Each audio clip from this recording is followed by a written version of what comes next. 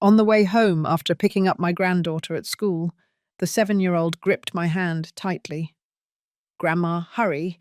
Let's go into the restroom." She pulled me toward a stall and locked the door. I asked her, "What is going on?" She whispered, "Shh, don't say anything. Look, Grandma." Then she crouched down and looked through the gap under the door. I followed the direction of her gaze and was paralyzed with fear. But before I continue, check if you've subscribed to the channel and share in the comments where you are watching us from. We'd love to know how far our reach is. At sunset in Miami, my 7-year-old granddaughter Chloe and I were walking back home from school. I had bought her a cherry-flavored lollipop, red like the azalea blossoms in the park. Chloe was licking the lollipop, and her innocent smile filled my heart with warmth. But when we walked past an alley that led to the South Beach area, everything changed. Chloe stopped abruptly. The lollipop dropped to the sidewalk, melting into a red stain on the concrete. Alarmed, I bent down and asked, "Chloe, what is it, sweetie? What's wrong?" But she didn't answer. Her big eyes were wide open, staring fixedly at an invisible spot behind me. Her face went pale, her lips pressed tight, and before I could understand what was happening, she squeezed my hand hard, her little nails digging into my skin. "Grandma, fast!" Her voice trembled, almost pleading. I didn't have time to ask more before Chloe pulled me to run. The strength of a terrified 7-year-old girl was impressive. I stumbled, trying to keep up, while my heart began to pound. We crossed the crowded street, but the traffic noise faded in my mind. Chloe dragged me to a nearby public restroom, but she didn't stop at the normal stalls. She ran to the end of the hallway, where there was an old door leading to a janitor's closet. The dry click of the latch sounded like a warning. Inside, the space was so narrow I could hear my own breathing. The smell of chemicals burned my nose, and darkness enveloped us, except for a thin strip of light filtering under the door. Chloe was shaking in my arms, her small body pressed against mine, seeking refuge. She covered her mouth with her hands, trying to stifle her sobs. I hugged her tightly, feeling her heart racing against my chest. "Chloe, what is it? Tell me, honey," I whispered, trying to keep my voice steady, even though an inexplicable unease was constricting my chest. She didn't answer right away. Instead, she pointed. "Yes, look, Grandma." Her voice was barely a thread, trembling, as if speaking louder might summon something terrible. I crouched down and squinted to look through the gap. At first, I only saw the dirty floor and blurred shadows. But then, a pair of bright red, high-heeled shoes appeared before me, like two lit-up cherries in the grey. They moved slowly, step by step, firm and deliberate. The sound of the heels, clock, clock, echoed on the floor, each strike like a hammer in my chest. My heart was pounding so hard that I feared Chloe could hear it. I recognized those shoes. They were Lucy's, my daughter-in-law's, the same ones she had worn to my son Charles's birthday party the week before.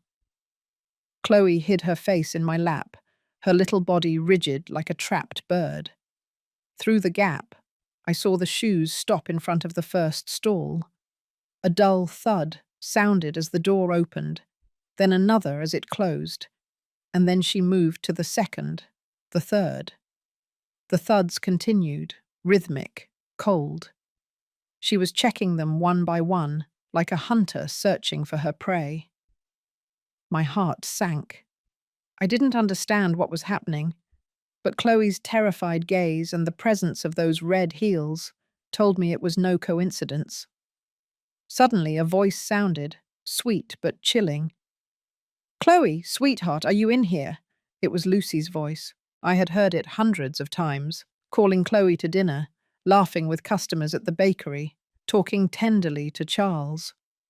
Chloe flinched in my arms, hugging me tighter, as if she wanted to disappear inside me. I stroked her hair, trying to calm her, but I was trembling too.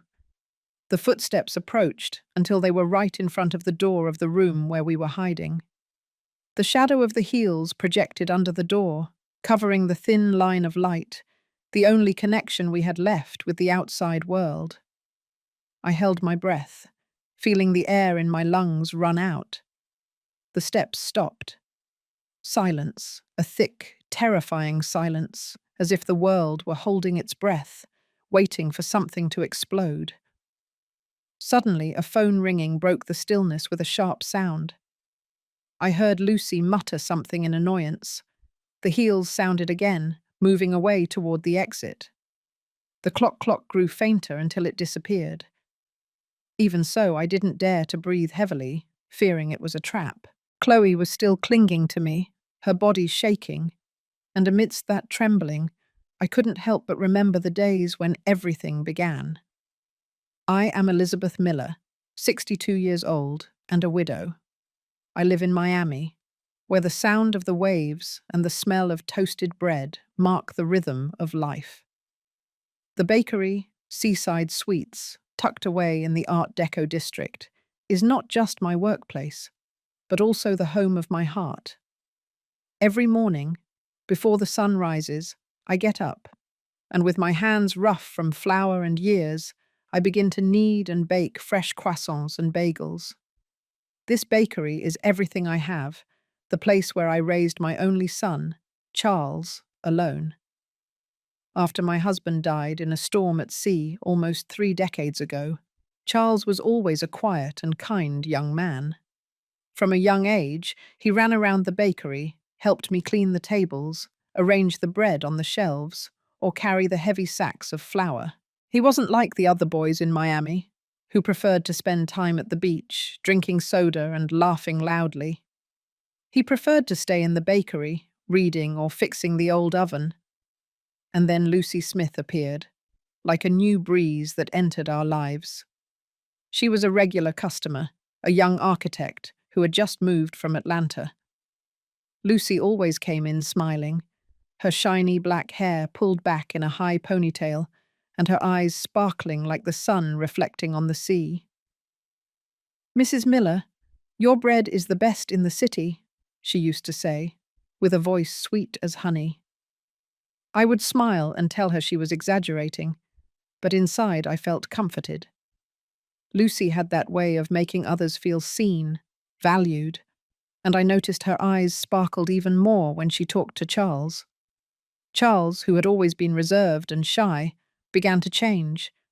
He laughed more, and even shaved more carefully on days he knew Lucy would stop by the bakery. I saw him in front of the mirror, adjusting his shirt, and I knew his heart had awakened. A year later, they got married. The wedding was held on the beach, simple but warm. I stood amidst the sound of the waves and the laughter, with tears falling silently.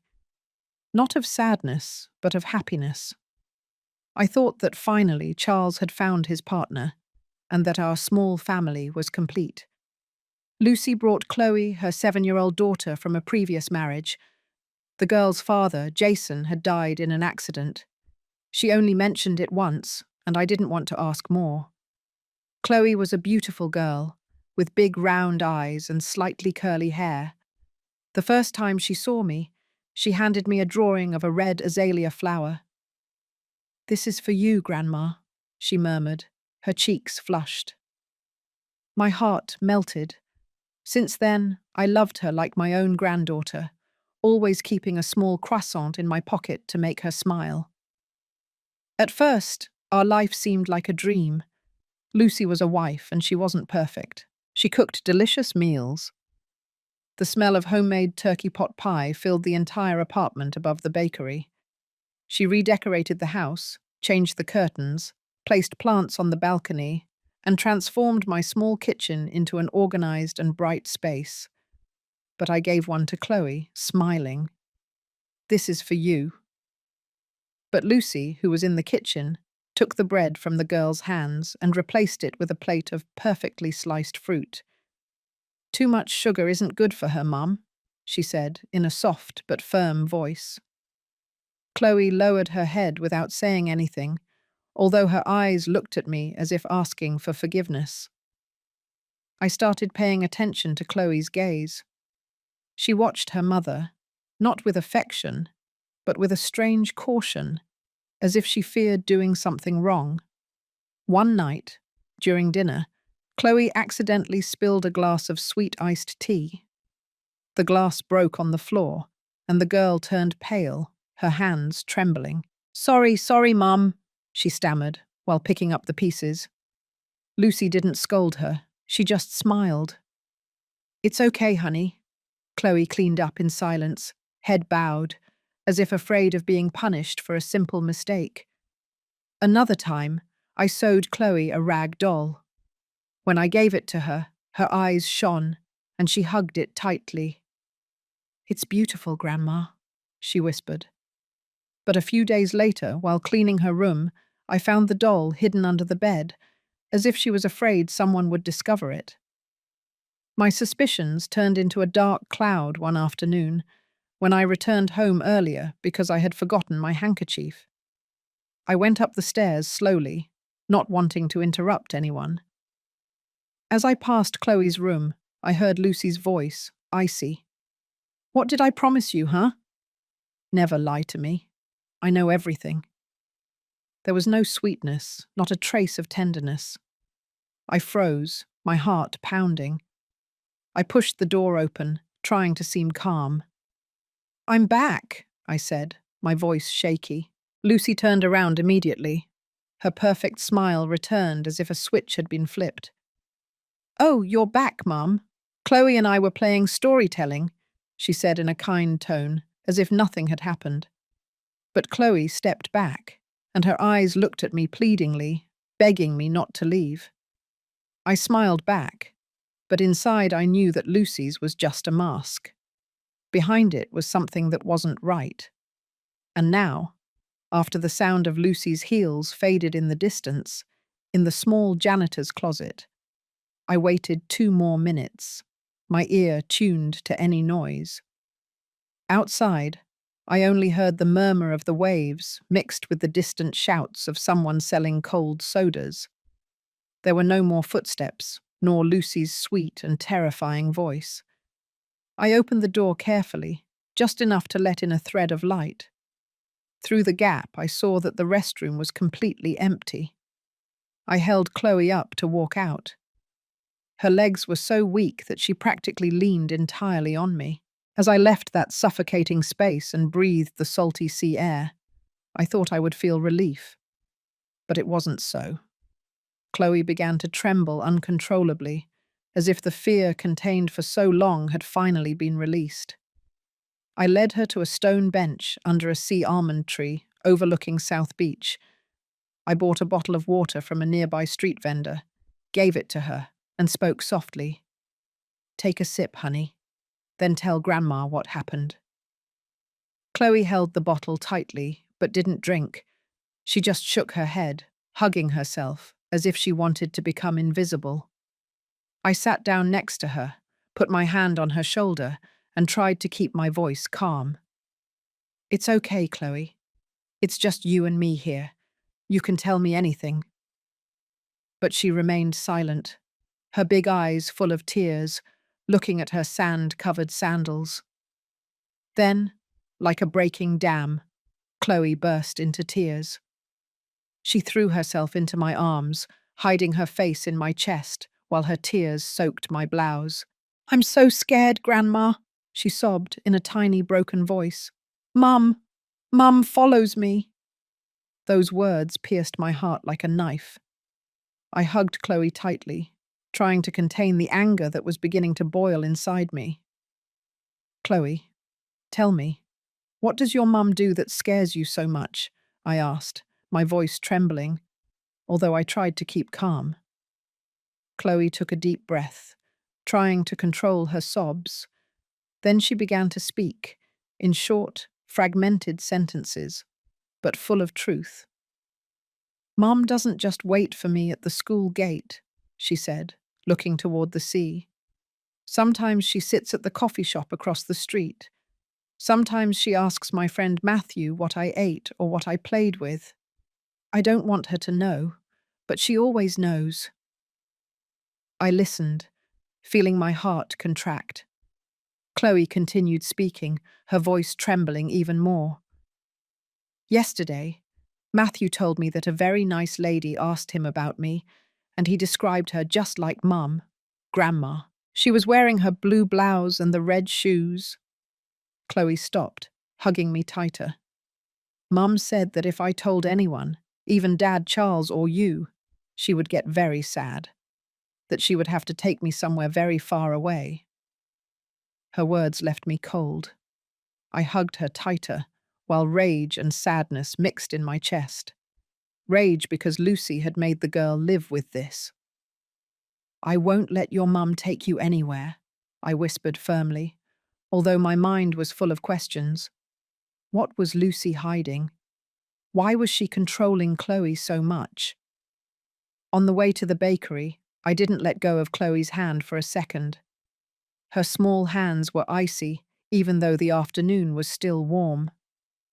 I looked around constantly, observing every passing car, especially the white ones, like the one Lucy usually drove.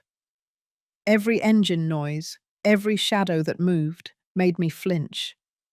The sunset in Miami used to be beautiful, with the sky dyed orange and red like a promise of peace. But that afternoon, those colors only seemed like a warning to me. Something was about to change. That night, when Chloe was already asleep, I waited for Charles to return from delivering the cakes to a hotel near the beach. When he came in, I saw a tired but satisfied smile on his face. "Lots of customers today, Mum," he said, taking off his flower-covered shoes and collapsing onto the sofa. I nodded, forcing a smile. I knew I couldn't keep quiet any longer. I had to tell him what had happened that afternoon. "Charles, I need to talk to you," I began carefully. He looked up, curious but calm. I took a deep breath and told him everything. How Chloe had dragged me to the janitor's closet in the restroom. The terrified look in her eyes, Lucy's red heels, and the girl's trembling words, saying her mother was following her. I told him how Chloe was shaking, about her phrases that Lucy always knew everything and that she would take her far away if she dared to tell anyone. Charles listened, but his expression changed little by little. From concern, it turned to doubt, and finally to slight annoyance. When I finished speaking, he sighed, put a hand on my shoulder, and said in a low but firm voice, "Mum, you're overthinking it. Lucy is just very worried about Chloe. You know how she lost Jason. She's afraid of losing her daughter too, of not being able to protect her." His words fell on me like a bucket of cold water. I looked him in the eyes, seeking a bit of empathy, but only found protectiveness. The girl was so scared she dropped her lollipop. She was shaking in my arms. "That's not normal concern," I insisted. Just at that moment, the bedroom door opened. Lucy came out dressed in cream-colored silk pajamas, her black hair loose, falling over her shoulders. She stood there, silent, her eyes wide open, as if she had heard everything. My heart sank. I didn't know how long she had been standing there, but her gaze, without anger, without defense, full of tears, caught me by surprise. She approached Charles, her voice trembling. "I'm sorry, Mum. I didn't mean to scare Chloe." She lowered her head, interlacing her hands. "It's just that, since Jason, I'm afraid of losing her, of not being a good mother."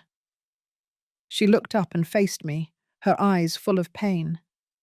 "I just want to do it right, Mum. I'm afraid of failing." Her words, her tone so fragile, made me doubt. For an instant, I almost wanted to believe her. But the image of Chloe trembling in the janitor's closet, her eyes full of terror, returned to my mind. and I knew I couldn't let compassion sway me. However, Charles was already on the other side. He stood up, hugged Lucy, and patted her back, as if consoling a child. "It's okay, love," he whispered.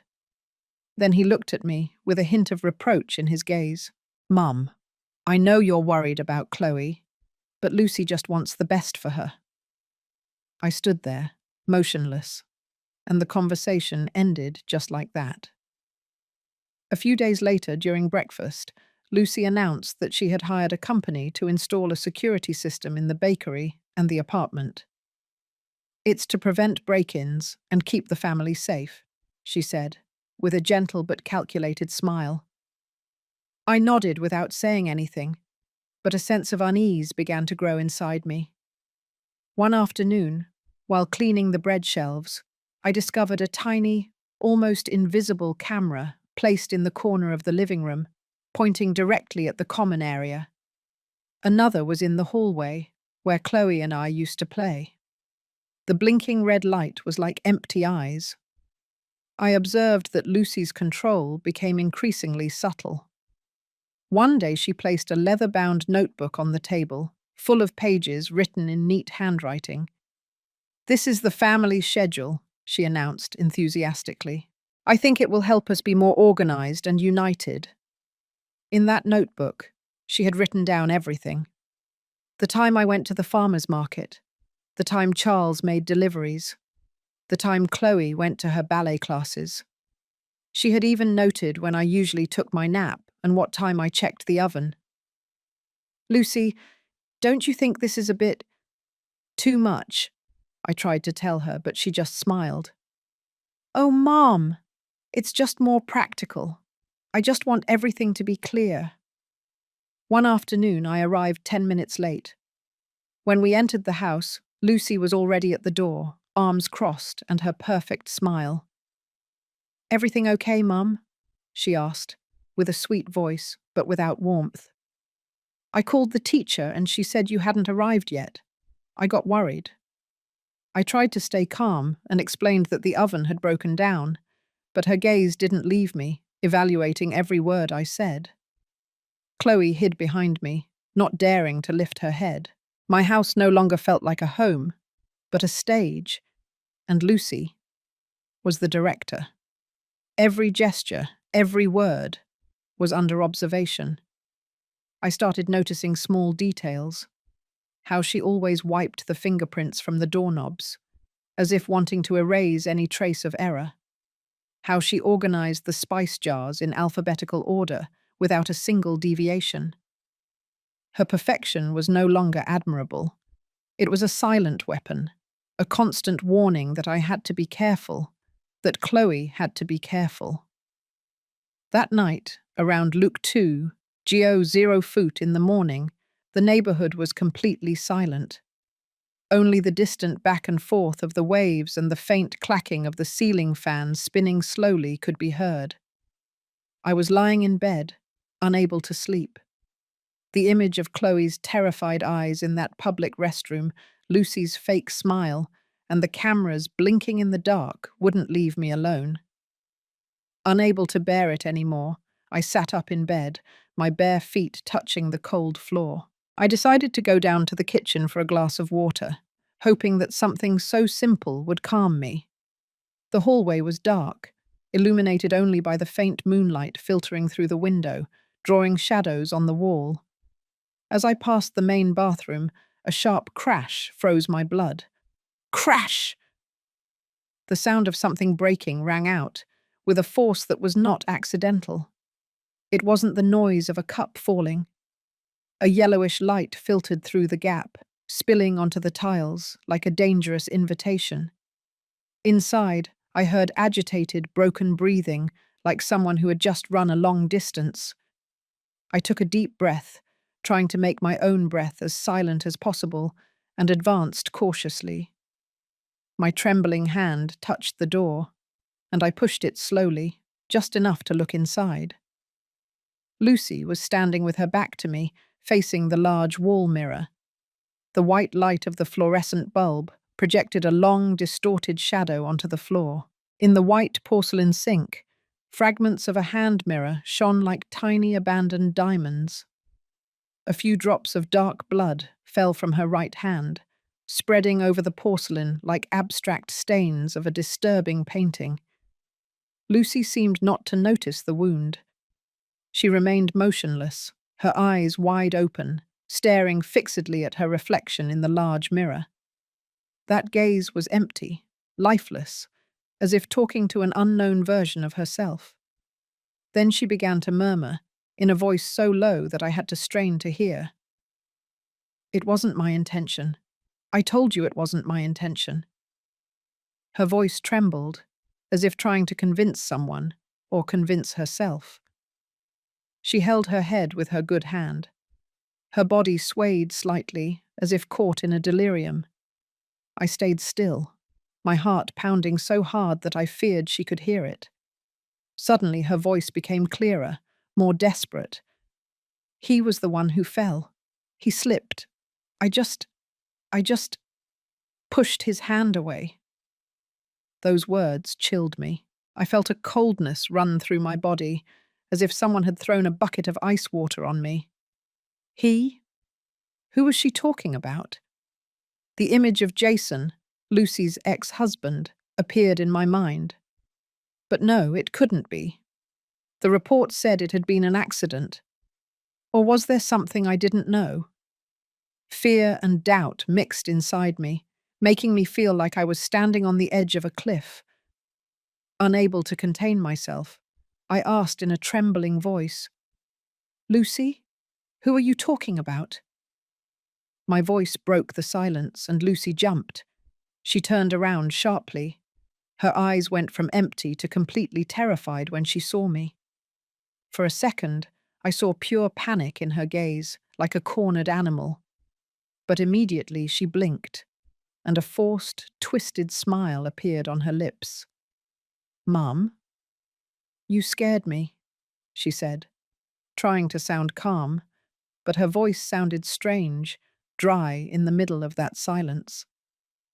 "I just had a nightmare, a horrible dream."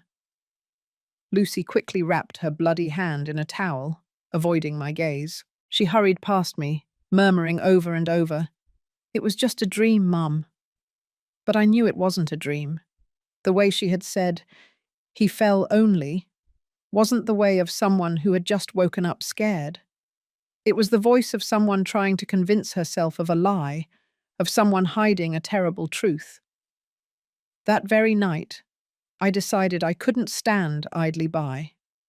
I had to find out who he was. The next morning, when the sunrise was just beginning to illuminate the sky, I was already in the kitchen, with a cup of coffee in my hands. When Charles and Lucy came down for breakfast, I tried to maintain a serene tone, and told them I had to visit a sick cousin in a small town near Sarasota, and that I would probably return late.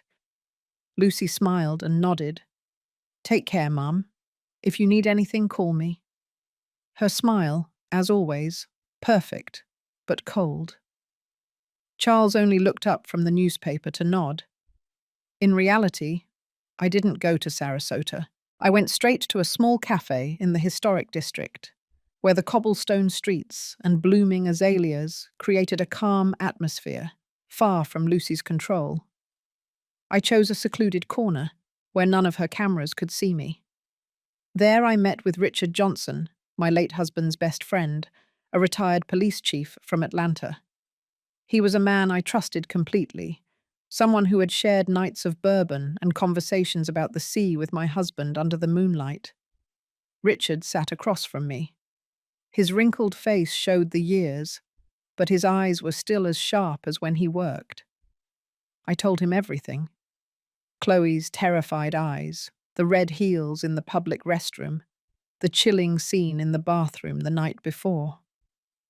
I handed him an envelope with some dollars, not much, but enough to ask him to use his experience to investigate Lucy Smith and her ex-husband Jason.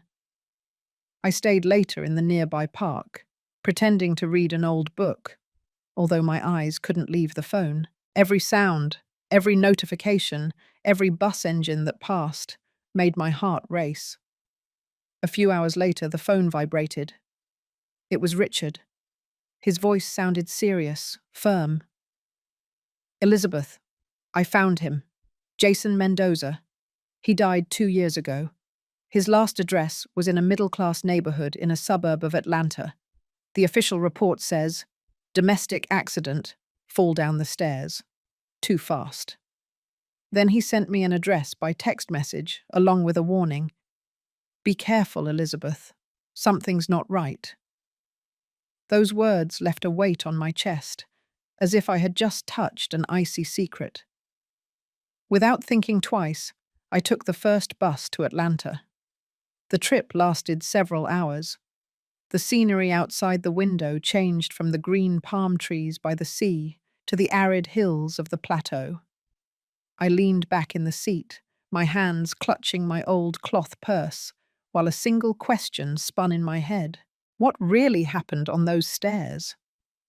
The image of Lucy in front of the mirror, murmuring, "He fell only," repeated over and over like a stuck film. I tried to imagine Jason, the man Lucy hardly ever talked about, beyond mentioning that he had died in an accident. But the tone of panic in her voice the night before, the blood in the sink, and Chloe's terrified gaze all told me that it had been something much more terrible than a simple accident. Upon arriving at the suburb of Atlanta, I looked for the address Richard had sent me. It was a 2-story house, painted light blue, with a white fence and small cactus pots in front of the yard.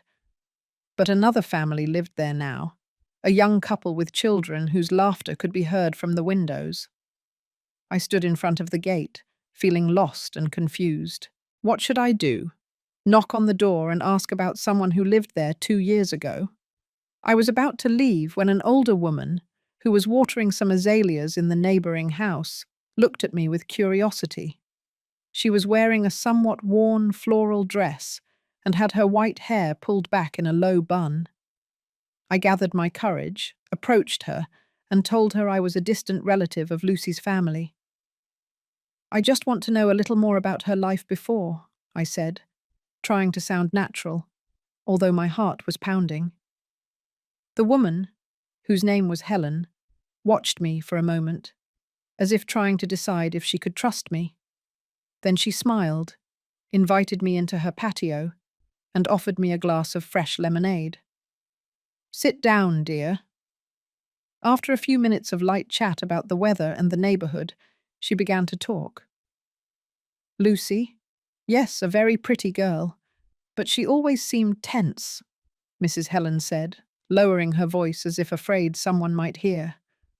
"Her husband, Jason, was a good man. He always brought donuts for the neighborhood kids and smiled all the time. She told me that their life looked perfect from the outside. A nice house, Chloe always well-dressed, and Lucy taking care of every detail. But the walls were thin, and she often heard them arguing. Lucy was obsessed with being a perfect mother, Mrs. Helen said, looking into the distance. She controlled everything that had to do with Chloe, the food, the clothes, even her friends. Once I saw her standing outside the school, watching the girl play from afar, without blinking. Then she stopped, looking around as if afraid someone was listening. "The night he died," she lowered her voice even more, almost to a whisper. "They argued very loudly. The whole neighborhood heard them. Jason was shouting that he couldn't take it anymore, that she wasn't right in the head, and that he was going to file for divorce to get custody of Chloe." I felt my throat dry and squeezed the glass of lemonade tightly, Mrs. V. Helen continued. "Jason had talked to my son, who is a lawyer, about gathering evidence that Lucy was unfit to care for her daughter. He was afraid that she would do something inappropriate. After the shouting, there was a very loud thump," she recounted, and her eyes darkened. And then silence, a horrible silence. The next morning, the police arrived. They said it was an accident, that Jason fell down the stairs. But she paused, looking directly at me. Nobody believed it was an accident, Ma'am, but nobody dared to say anything. Lucy's look after that, it was scary. Her words sent a chill down my spine, as if a blast of icy wind had cut through the afternoon heat. I thanked Mrs. Helen, my hands trembling as I set the glass on the table. On the bus back to Miami, I looked out the window without really seeing anything, only images. Mrs. Helen's words, Lucy's terrified whispers up in the bathroom, and Chloe's scared eyes intertwined, forming a frightening picture. I returned to Miami when the sky was already beginning to darken. As I entered the living room, I saw Lucy sitting on the sofa, reading a story to Chloe. The warm light of the lamp enveloped them like a perfect painting of mother and daughter. Chloe was snuggled against her, her big eyes fixed on the book. Lucy looked up and smiled sweetly at me. "You're back, Mum. How was the visit with your cousin?" That smile, which had once seemed warm to me, now made me shudder. It was too perfect, too measured, like a mask without cracks. I nodded and replied briefly, "All good, thank you." I had to wait until Chloe fell asleep, until Charles returned from the bakery, until I found a moment to speak with my son alone. I sat in the living room with a cup of cold tea in my hands, trying to organize the chaos of my thoughts. The image of Lucy in front of the broken mirror, her trembling voice, and Mrs. Helen's account mixed in my mind like a whirlwind, dragging me to the center. I had to talk to Charles, but how could I make him believe me? How could I destroy my son's faith in the woman he loved without destroying our family at the same time? Luke 10. Joe 0 foot that night. After we closed the bakery, Charles and I were in the kitchen, going over the accounts for the month. That night, that was our place, the space that had always been for mother and son, where he did his homework as a child, where I taught him to knead and roll out dough. Now, under the dim light, Charles looked tired, but there was a slight satisfaction on his face as he saw the numbers in order. I closed the kitchen door. The dry sound of the lock was like a declaration. This conversation should not be interrupted. "Charles, I need to talk to you," I began in a quiet but firm voice, although my heart was pounding. Charles looked up and smiled slightly. "What is it, Mum?"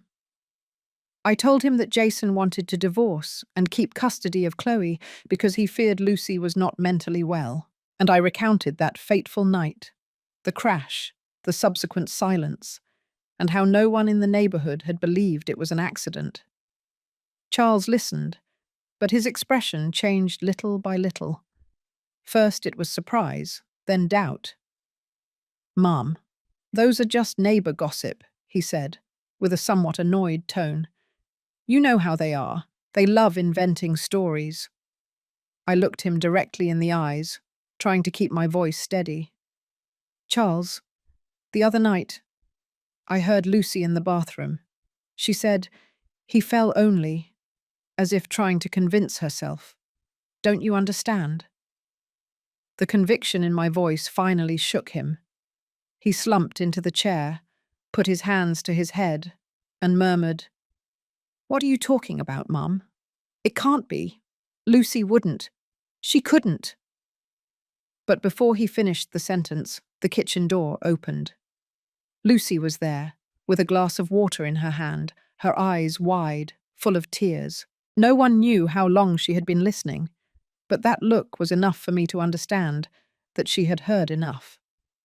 "You too believe your mother?" Her voice broke, trembling.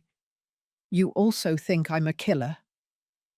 The glass in her hands trembled and fell to the floor, breaking into 1,000 pieces. Water splashed onto the tiles, and the crash made both of us jump. Lucy began to cry, not with sadness, but with the desperate weeping of someone completely unraveling. "No one believes me," she shouted, her voice broken. "Not even you, Charles. You don't trust me either." She covered her face with her hands, trembling, as if all the strength she had pretended to have for so long collapsed at that instant. Charles, disconcerted and frightened by his wife's reaction, jumped up and ran to hug her. "No, no, Lucy, I didn't mean that," he said with an anxious voice. "Calm down, my love. Of course I believe you." He held her carefully, stroking her back, with an expression of panic, as if afraid she would break, just like the glass on the floor. I remained motionless, feeling like a stranger in my own house. Charles led her toward the bedroom, but before leaving, Lucy turned to look at me. Tears were still running down her face, but in her eyes I saw something icy, full of hatred. That look needed no words. It was a silent threat. "You destroyed everything. This is war." From the next day, the house became a divided territory. Lucy forbade me from getting close to Chloe. "I think it will be better if I take and pick up Chloe myself," she told me one morning, with a sweet but cutting voice. "You have a lot of work at the bakery. I don't want to give you more worries." I wanted to protest, but Charles's exhausted and pleading look compelled me. At home, the door to Chloe's room remained always closed, and I could only see her in small glimpses when she silently passed through the living room, head down. Dinners became unbearably silent. Charles tried to converse, telling anecdotes about a funny customer or some news from the paper, but his voice sounded forced, as if trying to cover up the abyss opening between Lucy and me with words. We didn't exchange words, only sharp glances like knives. In Lucy's eyes, I no longer saw my daughter-in-law or the woman I had once welcomed into this family. Now I saw someone who considered me her enemy, the greatest threat to the secret and the life she had built. At midnight, a strange noise woke me up. I sat up abruptly, my heart racing, my bare feet touching the cold floor. I pressed my ear to the wall, trying to hear better. Lucy's voice resonated, low but insistent. "Hurry, Chloe, put on your coat. We're going on an adventure, like the princesses in the stories." Then I heard Chloe's voice, small but full of fear and resistance. "I don't want to go anywhere. I want to stay with Grandma and Dad Charles. Mum, let go of me." Her heartbreaking cry was like a knife that pierced my heart. Without thinking, I ran out of my room, barefoot, down the dark hallway. The front door was wide open. The cold sea wind entered, dragging the salty smell. I ran to the balcony and looked out at the coastal street, deserted, illuminated only by a few yellow streetlights. Under that dim light, I saw Charles's van, the one he used to deliver bread, with the engine running. Lucy was pushing Chloe toward the back seat. The girl resisted, her small hands trying to push her away. Her crying was muffled when the vehicle door slammed shut. The engine roared, and the car disappeared into the darkness. The red taillights blinked like two furious eyes before disappearing around the curve at the end of the road. I stood there, paralyzed, feeling the ground open beneath my feet. Without thinking, I ran to Charles's room and knocked hard on the door. "Wake up! Lucy took Chloe. She took your van." Charles sat up, startled, still half asleep. But when he saw my expression, he got up immediately. "What are you saying, Mum? Where did she take her?" he asked in an alarmed voice. I told him everything I had seen, trembling but determined. Panic was reflected on his face. He picked up his phone with trembling hands and checked an app. "The GPS! I have the tracker on the van!" he shouted, with a gleam of hope in his eyes. On the screen, a red dot was moving quickly toward the north. We got into my car and sped down the highway toward the airport. Along the road, Charles called the police to report a child abduction. His voice trembled between fear and rage. "They say they'll block the exits," he muttered. But both of us knew we couldn't just wait. I clutched the door handle, my eyes fixed on the red dot on the phone. The highway was long and dark. Only our car's headlights cut through the night. The sea roared outside, and the wind whistled as it passed through the slightly open window. Charles didn't say a word. His hands clung to the steering wheel, his eyes red-rimmed, as if fighting the thoughts that devoured him inside. After almost an hour, the red dot stopped in an isolated area by the sea. A patrol car also arrived. The headlights illuminated the entire place. Charles's van was there, with the doors open, but empty. Further ahead, on the sand, by the water, I saw a figure. It was Lucy. She was holding Chloe against her chest. The girl's body was trembling. In the faint moonlight, I saw Chloe trying to break free, but Lucy's arms squeezed her like a trap. Lucy cried and shouted toward us when she saw the lights. "Don't come closer! I won't let you take my daughter." She didn't look like a mother protecting her child, but a desperate, cornered bird, ready to break its wings to keep what it loved most. The girl's tears were visible. The officers began to approach slowly. One of them took a megaphone and spoke in a firm but calm tone. "Mrs. Smith, let her go, please. No one wants to hurt you or the child. We just want to talk." But Lucy shook her head, hugging Chloe tighter, backing away toward the shore. "You don't understand," she shouted, her voice in pieces. "Chloe is all I have. I can't lose her." I felt my heart break looking at Chloe. She looked up at me, her eyes full of tears, and moved her lips as if trying to say "Grandma." I wanted to run and snatch her from Lucy's arms, but Charles held me back, whispering, "Mom, let the police handle it. Please." His voice trembled. I stood still, tears falling uncontrollably. I had promised to protect Chloe, and yet there she was, in front of me, out of my reach. An officer, a young woman with a soft voice, stepped forward with her hands up, showing she had no weapons. "Lucy, I know you love Chloe," she said in a serene but firm tone. "But you are scaring her. Look at her. She needs to be safe." Those words seemed to reach Lucy. She looked at Chloe, and for an instant I saw pain cross her eyes. Little by little, she loosened her arms, and Chloe, like a released bird, ran toward me, threw herself into my arms, and burst into tears. "Grandma, I was scared," she whispered, her small body trembling as I hugged her. Lucy didn't resist. She just stood still, looking at Chloe with a mute desperation. Charles, a few steps away, was pale, unable to believe what he was seeing.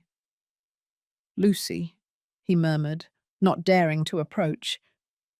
I squeezed Chloe against me, feeling relief and sadness at the same time. Chloe was safe, but our family was already broken. After that night, Lucy was transferred to the Orlando Psychiatric Hospital by order of the authorities and with Charles's consent. Chloe came home with us. Since that day, the Seaside Sweets bakery was enveloped in a strange silence. The smell of freshly baked bread still filled the air every morning, but it no longer brought. Charles worked tirelessly, from dawn until late at night, as if kneading and distributing bread was the only way to escape the pain. One afternoon, while cleaning the shelves, the phone rang. It was a nurse from the Orlando Psychiatric Hospital. Her voice was soft but professional. "Mrs. Miller, Mrs. Smith's condition has improved. She has started talking and she wants to see you and Mr. Charles." I stood motionless, clutching the cloth in my hands. See Lucy? After everything that had happened, a part of me wanted to refuse, to leave everything behind. The road wound through dry hills until it reached the hospital, situated on a green hill. The white walls and well-kept gardens gave a strange sense of peace, completely opposite to the chaos inside me. I took Charles's hand as we entered, feeling it tremble. He didn't say anything, but his look, full of pain and confusion, said it all. They led us to a common room, with large windows that overlooked the Sierra Madre Mountains. And there, by the window, was Lucy. She had changed. She no longer had the shiny black hair or the elegant silk outfits. She was sitting, looking outside, with a lost expression. When we entered, she didn't turn around immediately. Charles spoke first, his voice hoarse. "Lucy, we came to see you." I heard the pain in his tone, as if every word weighed tons. Lucy flinched slightly and looked at us.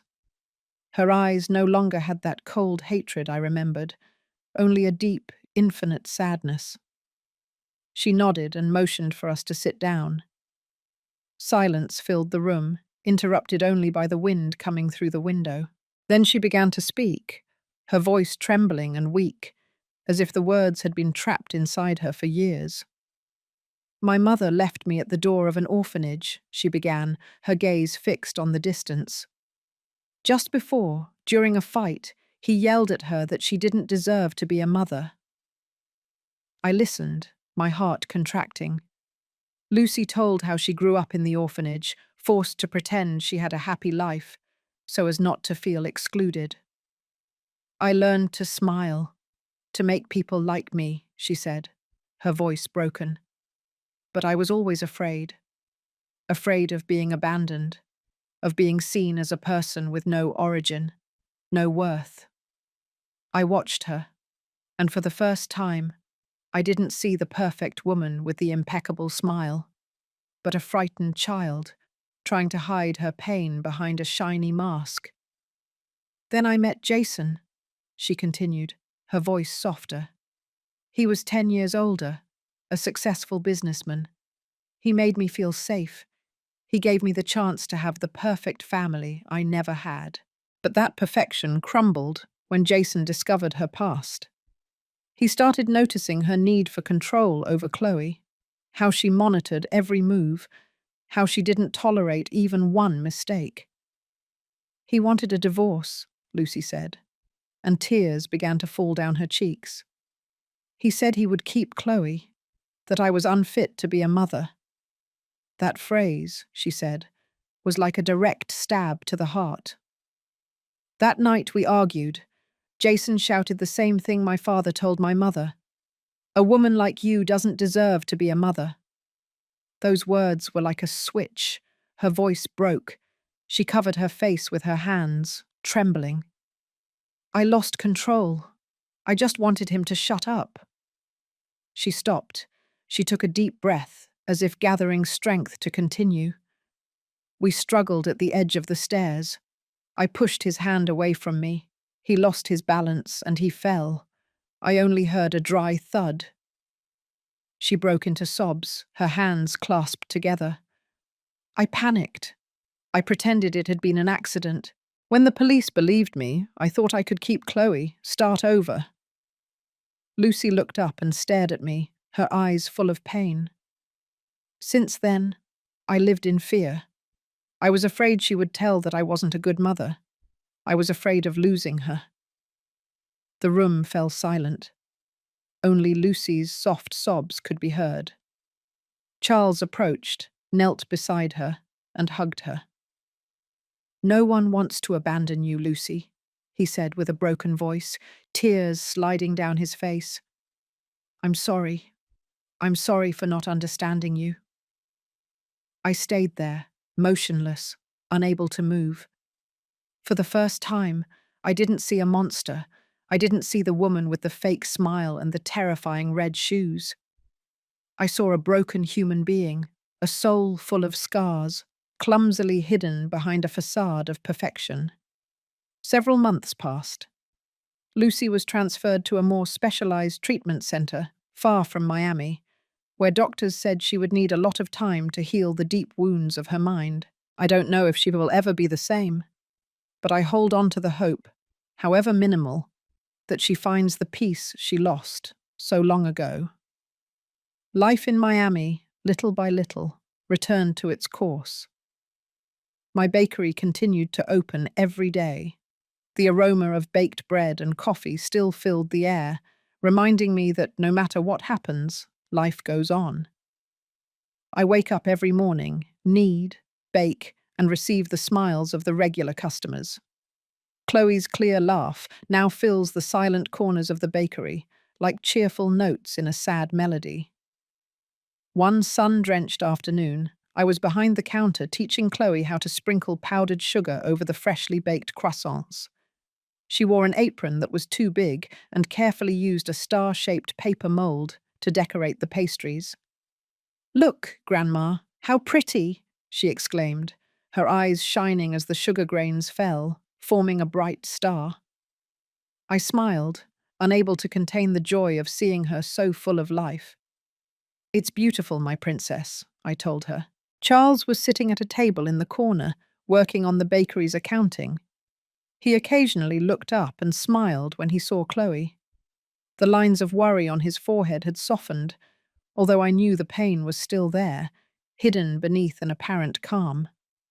He spoke little of Lucy, but he still wore his wedding ring, as a reminder of the love he once felt for her. Watching him with Chloe, I felt some comfort. Our family, although fractured, continued to find a way to rebuild day by day. Suddenly, Chloe stopped her hands, the mold suspended over the pastry. She looked at me with clear eyes, but with some doubt. "Grandma?"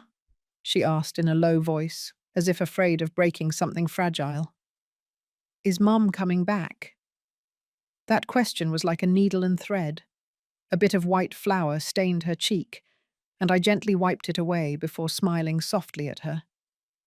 "Of course, my love. Your mum is in a special place, learning to live peacefully and happily. Just like you. When you learn to read a difficult book, she also needs time." Chloe nodded, although her gaze was still full of doubts. I hugged her, feeling her small, warm body against mine. "Someday, when your mum has finished her lesson, she will come back," I whispered, although even I didn't know if it was true or just a way to console her. She didn't answer, but snuggled closer into my arms, trusting me. In that instant, I knew that regardless of what happened that night. After closing the bakery, I walked alone on South Beach. The sunset dyed the sea in shades of orange and violet. The waves gently hit the shore, with that eternal sound that seems to tell the story of time. I took off my sandals and felt the cold sand under my feet, walking next to the water. The sea wind blew, bringing the salty smell and a sense of freedom I hadn't experienced in a long time. I picked up a smooth stone from the sand, polished by the years and the tides. I threw it into the sea, watching it skip over the water before sinking. "No one can live in the past forever," I murmured to myself. "Sometimes, letting go is the only way to keep what is most beautiful." I looked toward the bakery, where the yellow lights still shone, where Chloe and Charles waited for me.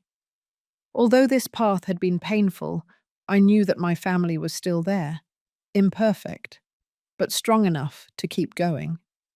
There are wounds that are not seen, that live in memory, in fear, in that need to control everything, just not to lose again. After everything I lived through, I understood that what we call perfection is often just a mask that hides the deepest pain. Lucy was not a villain. She was a woman suffocated by her past, incapable of loving in the right way. Life, despite the losses, continues. And if there is one lesson I want to leave, it is this: listen to those you love before it's too late, because sometimes what they need is not judgment, but a hug warm enough for the fear to dissolve. The story you have just heard has changed names and places to protect the identity of those involved. We are not telling it to judge, but with the hope that someone listens and reflects. How many mothers are suffering in silence within their own homes? I sincerely wonder, if you were in my place, what would you do? Would you choose to keep quiet to maintain peace, or would you face everything to reclaim your voice? I want to know your opinion, because every story can become a candle that illuminates someone else's path. May God bless you, and I am sure that courage always leads us to better days. Now, on the final screen, I will leave two of the channel's most beloved stories. I'm sure they will surprise you. Thank you.